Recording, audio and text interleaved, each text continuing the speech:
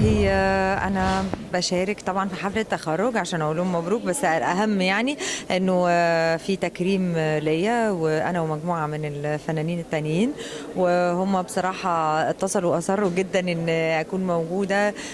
فيعني ده شيء يسعدني، وخصوصًا يعني إن هُم دي حاجة تفرّحهم، وفي نفس الوقت يعني باشكرهم على التكريم. دي أول مرة تتكرمي فيها في الأكاديمية البحرية؟ لأ مش أول مرّة، أنا اتكرّمت قبل كده في الأكاديمية البحرية وكمان في جامعات وكُلّيات تانية، و وكمان يعني كان في برضه مؤتمر كان معمول وكده.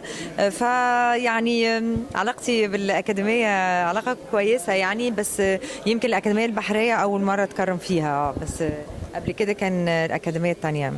مشاركتك في رمضان جميع المسلسلات انت نازلة فيها ومشاركة فيها في رمضان؟ مش جميع المسلسلات طبعا، يعني انا عندي مسلسلين في رمضان: ظرف اسود مع عمرو يوسف اخراج احمد مدحت، وبعد البدايه مع طارق لطفي اخراج احمد خالد. حاسة ان متوقعة يعني ان النجاح المسلسلين دول هيبقوا زي نجاح السنة اللي فاتت سجن النساء؟ يعني انا ما اقدرش اتوقع حاجه، وسجن النساء اصله يعني حاله فريده من نوعها يعني، بس اتوقع واتمنى يعني المسلسلين ينجحوا ان شاء الله.